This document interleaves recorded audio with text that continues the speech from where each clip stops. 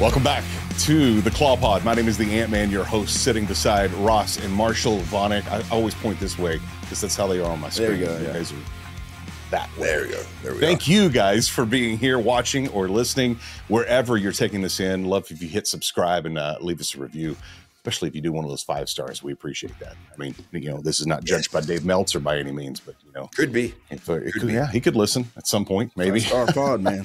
Thanks for all the comments and the questions, and keep those coming. Got a slew of them after your father, Kevin, was on with us last week. It's such an honor to have him on the podcast and talking about WCCW Star Wars, wrestling Star Wars. I don't think we really ever got the answer of how you were able to use the name Star Wars, except that we just did that back. I mean, the 80s was the Wild West. You could do whatever. Well, that's a great thing about asking Dad questions, because you'll ask him a question, you're going to get an answer of a question that you asked like years ago.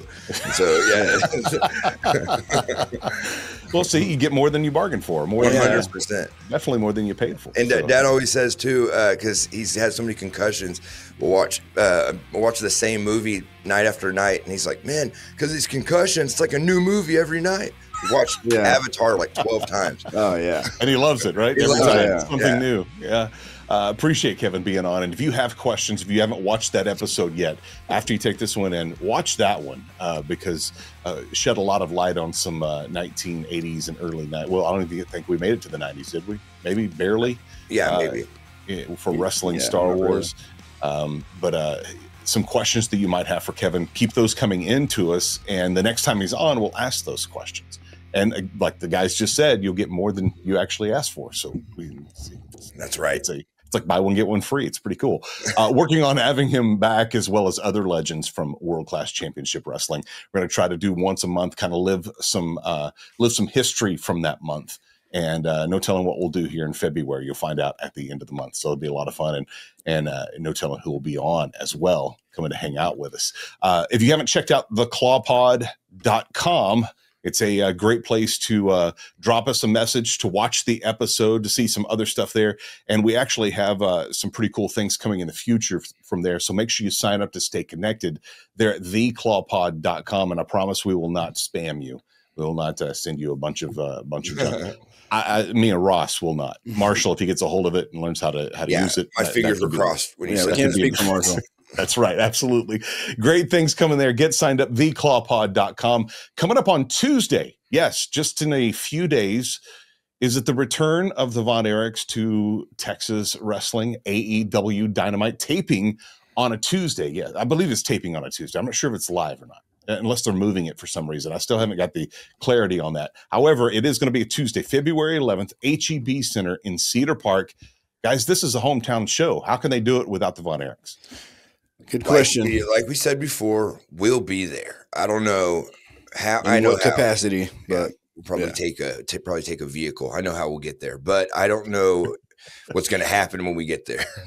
Well, I was talking to one of our mutual friends. I said, "Well, if the guys aren't actually wrestling on it, could they at least sit them in the front row, and maybe I'll come sit behind you and wave?" And they say Ross and Marshall Von Erich can listen to the Claw Pod below it. That would be kind of sick. That would be actually at least, man. Yeah, at the least, right? Yeah. Absolutely. I've always wanted to do that. I'm not even joking. As a kid, be a part of a promotion and just show up, sit front row, don't say anything, just see what happens. And so I think Enzo did it, but he wasn't.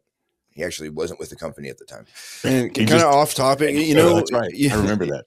You remember there was like a period of time, I guess, Marshall, you probably wouldn't remember, but like in the early 2000s where people would get tattoos of a company, and the company would like give them money or something like that, And so they did this one on April Fools, and a guy, didn't put 2 and 2 together, but like what was the tattoo?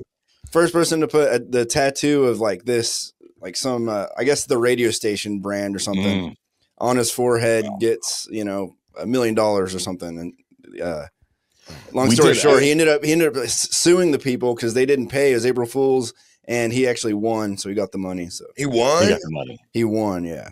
Well, this wasn't an April Fool's joke. It was actually 2016 presidential election. Nobody thought Trump was going to win, and we did a promotion. Our morning show did at the time. It was Ben and Matt. at KNIX in Phoenix. And I was there doing afternoons then. And if you signed up and whoever, if Trump won, if you were picked, you would get not a tramp stamp, but a Trump stamp in the place of a tramp stamp on your back. No. And sure enough, Donald Trump wins the election. Guy owns up, comes in, gets a Trump stamp, a picture of Donald Trump in the form of a stamp on his back. And now a very famous tattoo artist named Bubba Irwin is the one who actually was doing the tattoo work. I ended up I ended up connecting him with a guy named Kane Brown, a country artist named Kane Brown. And then then Bubba just went off he actually ended up doing like a place for him a business in Nashville, because he started making so many connections with all the artists that he was. Are you kidding me? No, yeah. So he's in Nashville and in Scottsdale. Man, Anthony, you would have that would have been the best joke I ever heard if you would have stood up and you would have had a tramp stamp and say the guy was me. I am that guy. I guess I should. No. I'll find that picture and I'll share it on here sometime. That's so funny. Yeah. The guy fell through with it. It looks like a stamp, but it's about 4 inches across, 3 inches across, and about 4 or 5 inches tall, and it's down at the bottom of his back. Oh man. More than you bargained for. It's jokes funny. A couple years go by, but I'm saying in like 25 years, he's yelling at he's yelling at his son or his grandson or whatever. You can't take the guy serious. He's disciplining his kids. He got a tramp stamp on his lower back. That's a forever move. That's a forever move. Yeah, absolutely. I used to laugh at that one, but then I found out that Brock Lesnar has a tramp stamp. So no way, really. Well, what? Yeah, watch some. You better watch your mouth. You better call it something else, man. Well, I can say whatever I want across, camera. And if he shows up right over here, that'll be a different story. Oh man, dang! It's a small world, so we can scratch Brock Lesnar off the list of guests for the podcast. Yeah, I don't want to embarrass Ross, but Ross has his favorite movie on his tramp stamp, but he has it low enough to where his trunks cover it. But so just like Brock, that's Brock's too. Yeah. Okay. Yeah. We'll let the fans guess, and eventually Ross will reveal. We've seen Top Gun right there. Yeah, Top Gun. That'd be a good one. If you don't have your tickets yet, maybe you could for AEW Dynamite at HEB Center coming up on Tuesday. You can hopefully you'll be able to be trying to peek and see if you can see that tramp stamp on us. Wrestling. AEWtix.com. Grab your tickets there, and hopefully we'll see you at the HEB Center coming up on Tuesday. Today, we're talking about gimmick matches. There's lots and lots of gimmick matches, and it seems like they make up a new one all the time. I mean, we talked about last week. WCCW had a lot of loser leaves town. That's a gimmick match. Whoever loses the match. Back in the day, when that was the area that you used to wrestle, you couldn't wrestle in that area for a good year until everybody forgot that you did a loser leaves town. Forget about the angle. Well, then you can just tell them you want a match somewhere else, that it was a go back to the old territory. Yeah, you win, you go back. There was Buff Bagwell's mom on a pole match one of the matches. Yeah, that's Judy Bagwell on a pole match. That's right. Yeah, there should be a bizarre category for these matches. Real ones in bizarre category. That's right. They should. We talked about that last. Hair matches, steel cage matches, TLC, Hell in a Cell, all of those gimmick matches. Yeah. Do you know how hated you would have to be for you to do a loser goes home match, and then you come back a year later, promoter feels like, I feel like it's settled enough. You come back and the fans, hey, they start booing you and they're mad you're back. Like, you did your job pretty well. It had to have hated a year later. The more they boo, if you came back. Every time that happened, there was some stipulation that was overlooked. There always is. They're allowed to be there. Well, there's always an explanation too. Yeah, there was. If that happened, there was we got to feel like we got to address this for everybody. To be honest, the majority of people probably forgot, but it was Sally and her friends that are there every week. Remember that he was supposed to leave town and he was gone for the last 3 years. True, man. You don't think about it. I mean, some people do. Honestly, Anthony, you'd probably think about it more than Ross and I do. But watching wrestling and as a kid, you realize how important angles are and just creative is. Yeah. But as a kid, we really didn't think about it much. And even as a early wrestler. You don't think I was so focused on wrestling and wrestling and just getting not good so much at the it. Story. Yeah, not so much the story, but it was honestly being a UFC fan is what made me realize the story is important. And Ross and I, we watch UFC to find out what organically makes a baby face, what organically makes a heel. Some guys, you'll see guys cut a promo in the UFC and have no, crowd presence yet. They're feeling it out and they get booed, and you see them react on emotion. Like, quit booing me! I hate you! Shut up! And it's like the heel comes out of them. You're like, whoa! It's cool. I went off topic, but I mean, I saw Stephanie on Stephanie McMahon on Pat McAfee last week, and he asked her, which one would you rather be, a heel or a baby face? She's like, oh, heel. Please. She's good at a heel. She's a great heel. She is a great heel. Why do I feel like it's so much easier to be a heel? Is it just Ross and I know that day's coming. Natural? Yeah. I mean, I think everybody can easily pull from it. Everybody's got a little heel in them they can pull from. I don't want to say I know that day is coming, but to our hardcore, our fans, remember, if that happens, we're still in there. But we just know that we're having the best time of our lives. But we're not. We're in there, but we're not. I checked out a long time ago, bro. Another thing in your dad and uncle's territory days, World Class Championship Wrestling, there was, I remember there being something, and I'm not getting this 100% accurate, something between David and Jimmy Garvin, and if David won, he got Precious to be like his maid or something like that. And then he did some farm work, right? Yeah, and then if David lost, he had to do all the work, or had to do all Jimmy's chores. Yeah, exactly. That was awesome. I'd like to see one of those come back. Yeah, I know. If anybody would do it, it's because I know Tony, he has such a great memory. Yeah, right. And if anyone were to do it and mimic it, I feel like he would. He would. And I feel like that's eventually the direction AEW will go is, more vignettes and stuff like that. Right. More just make the wrestlers more personal, because they do have some of the greatest wrestlers in the world. You can't. How fun would that be to kind of relive some of those? Wouldn't that be fun? Yeah, man. Well, and listen, I won't. You guys work for them. I do not. I'll give a little piece of a thought here. The biggest criticism I think people have had in the past of AEW is the storytelling, and didn't feel like it was. But I will tell you, I just watched, not this past week, the week before, whenever it was on a Saturday night, I believe, and it was Toni Storm had left her gimmick or where she was timeless Toni Storm. She went back into her old character of Toni Storm for a while.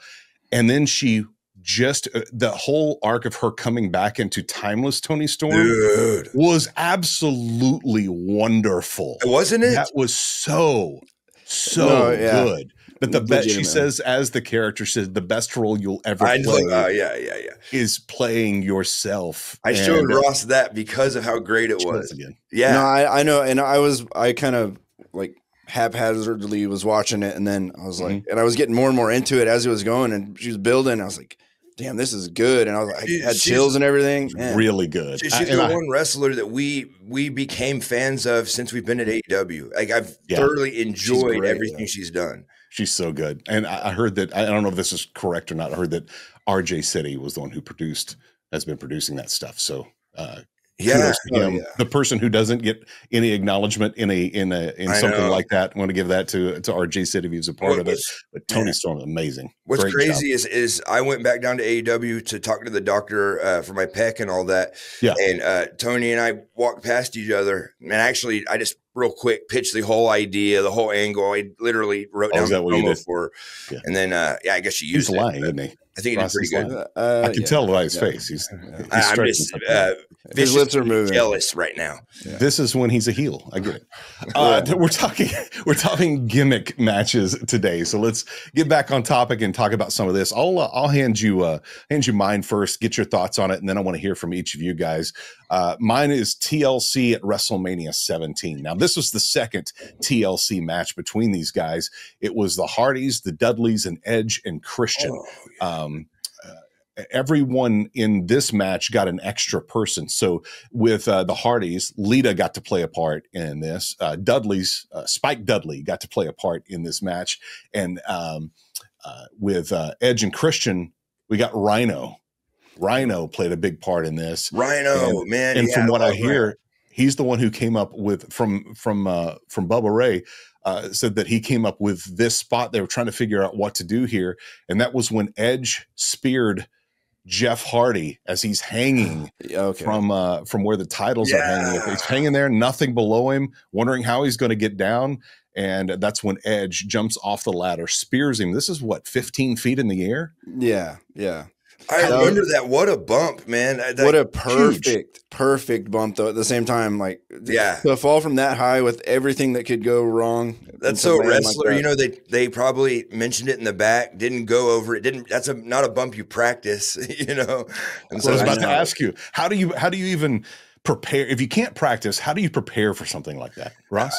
It literally, like, it's like, it's just, you just got to trust your instinct. You're like, I've never done this before. I can't practice it. It's like going to be super painful. If Marshall, does it just go back to basics? I just feel like, it's muscle memory. The more you wrestle, the more you know where the ground is. But I think for Ross and I, what helped us so much was honestly growing up with the trampoline, just always knowing where the ground was. Yeah. My dad always said that. He said it was the best thing for us to jump, do spins and flips, but just know where the ground is, always know how to land. And that's all we are, is we're stuntmen, pretty much. Yeah. You got to be comfortable falling. Yeah, good at falling. Yeah. It is that's probably my favorite gimmick match was TLC. The second one at WrestleMania 17. If you go back and watch that, that's worth going back to watch. Hey, Ross, jump on Peacock. It's huge. Yeah, I know, Ross. Dude, you got to get. Or actually, I gave you my account. You got to. They got everything. Actually, watch the Rumble, and it's good. It's good to watch. It's fun to watch. Here, Ross, do you have your gimmick yet? What's yours, man? Now. Me, I'm just gonna say it'd be just a classic, like just the leather strap match, because the storytelling that historically. Dog. Okay, I know why you're. Yeah, Ross's dark side's coming out. Ross, speaking of what things you can't prepare for, you don't go rehearse smacking each other with a piece of 2-inch, 3-inch piece of leather that's thick, do you? Yeah, in a match like that, it's there's going to be pain, so there's going to be natural emotion. So just save it for out there. You kind of have an idea what you're going to do, but let the emotion and the vibe take over. Is there some kind of gentleman's agreement? I think so. Yeah. There usually is.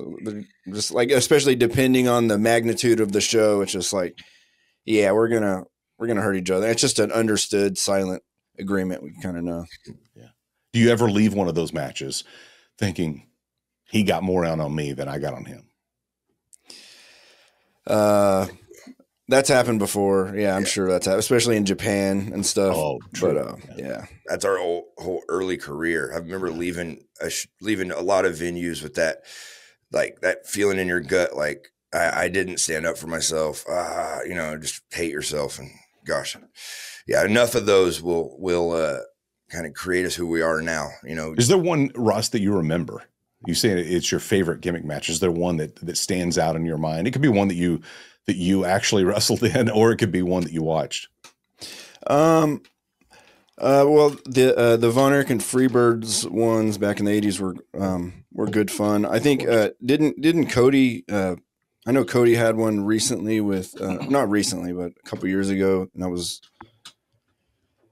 really interesting. I don't know. Yeah, there was a tag match you and I watched together. It might have been Young Buck or FTR and the Briscoes. No, that was that chain match. That was sick though. The dog collar, yeah, that kind of yeah, equally just as good. The storyline buildup that's really where it's all at anyway.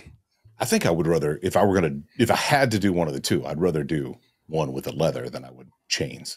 Yeah. I feel like bumping and all kinds of weird stuff can happen. You got that chain around your neck.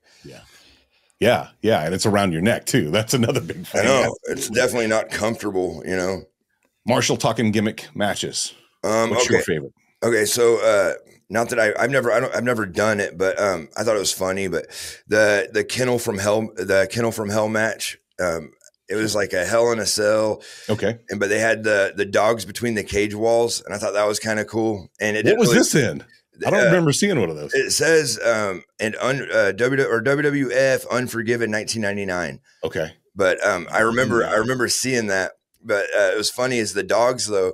The dogs were supposed to be intimidating, but they were just totally just being dogs. I think one of them relieved himself. Like, of course he did. Yeah. And so I love when stuff like that is natural. I love when stuff doesn't go as planned, and the funniest stuff comes out. But one of my I thought it was just funny, but the custody of Dominic Mysterio to have a match over that. I thought that was the idea of that was funny. that was between Eddie and Ray, right? Yeah. I just thought that was it was like, man, wrestling's so weird. Yeah, that's great. The last time Dominic didn't get booed was in that match right there. Yeah, I think so. I think that was it. He's also impressed me a lot. I want to get back to this. What was it called? The Hounds of Hell match? Yeah, it was called. What is it? Number 3, Kennel from Hell match. Kennel from Hell. Okay. Yeah, and it was WWF Unforgiven 1999. And I wonder who was in that match. Maybe not Sid Vicious. 99, was Sid Vicious still doing his thing? I don't know. He might have been in ECW around that time. Yeah. And I think it's where a lot of some of those, they tested some of the stuff they did in ECW, I believe, in WWE. Yeah, at that time, it seems like it anyway. Barbed wire matches, I see some of those from back in the day with Mick Foley and with Terry Funk. The Funks, yeah. All the fun. What was the obsession with barbed wire? I don't know, man. I always wonder that. We had a barbed wire match in MLW. You did? Remember that, Marshall? Yeah. And there was no mat. They picked up the canvas and the padding off the mat, so it was just.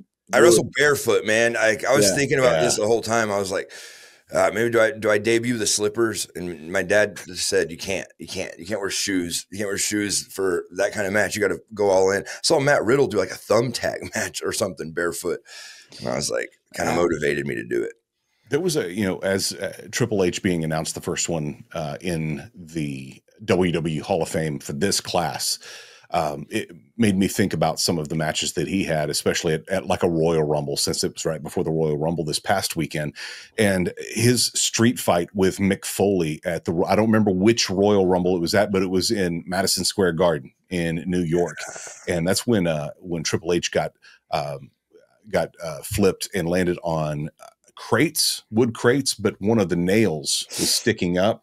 And so it went about, a quarter of an inch into his calf. Mm-hmm. And you see it when it happened. And then you could just see the life literally drain out of his leg the rest of the match. Really? Man, when that kind of thing happens in a wrestling match and you have so much adrenaline, you don't feel anything. You just look and you see like a hole. I remember I got punctured in my bicep by the turnbuckle in Japan one time. It was like one of the bolts in the post went through my arm, and it just happened so fast. And my arm felt a little weak, and you look at it and there's a huge hole there, but you don't feel it. It is weird when that stuff happens. That was weird. I know. And it was like, it wasn't even bleeding. It was, I think you were in shock. So, and there was like obviously a big hole, and it didn't even start bleeding until you got in the back and like relaxed a little bit. The sound of skin tearing really fast is not a good sound. It's like, especially when it's your own. Yeah. I was so close to it. And Ross, that was the match. Dull turnbuckle hook too. That was the match where I was wrestling Yone, and I told Ross, I was like, man, we need to, because it was like our 4th or 5th like actual match. I was like, we need to get more moves in. My stuff's not more exciting. Offense. Yeah, more offense. And so I did a backflip, and I overshot the guy by like 10 feet and almost hit the other turnbuckle. Like my feet literally almost hit the other turnbuckle. I just was too much zeal and excitement. Yeah. I guess. Hey, I'm just gonna say right now, I was watching the monitor when that happened, and the entire locker room laughed. It got a pop. Their ass. Not a good Everybody pop. did. Yeah. All I hear is it got a pop. Yeah. Like you didn't miss them by like a foot or two. It was like probably like 3 body lengths you overshot. 18-year-old Marshall. It was fun. But everyone got to see how far you could jump. So that was the mission. Yeah. It's like, it looked stupid, but did you guys see how far I went? Have you thought about moving to the boot route, Marshall? No way. I love being barefoot. I'm too deep now. Okay. And my feet back. Yeah, my feet I have formed a callus now that is untouched or unpenetrable, untouchable. It's insane. I just think that would be my first offensive move.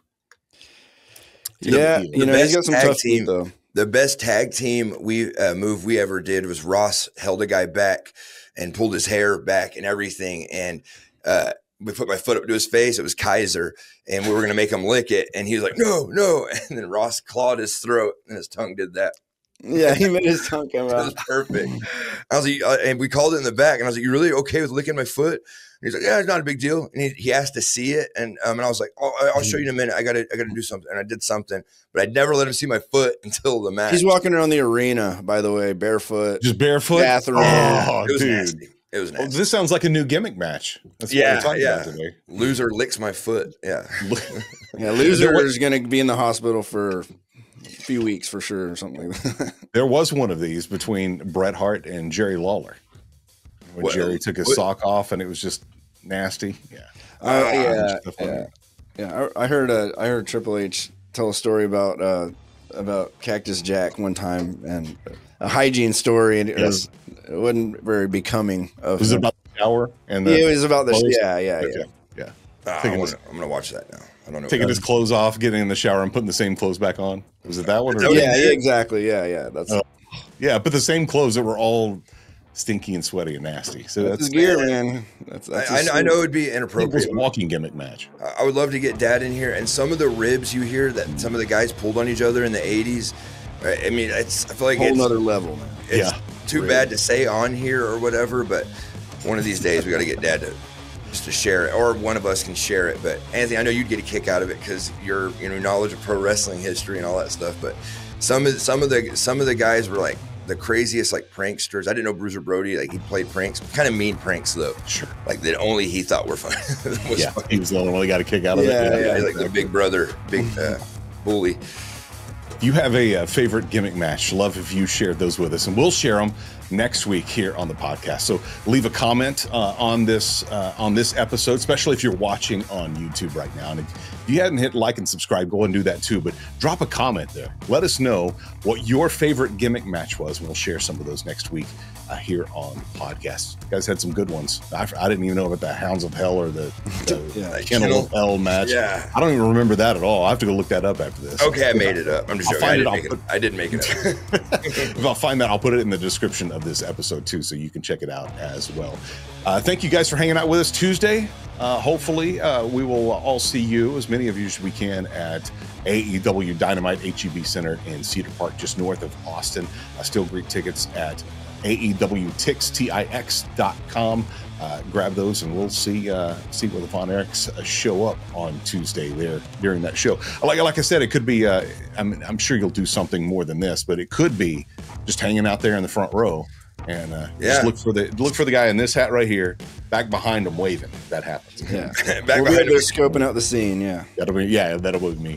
Thank you guys for hanging out with us on this week's The Claw Pod, and make sure you hit theclawpod.com. We'll see you next week.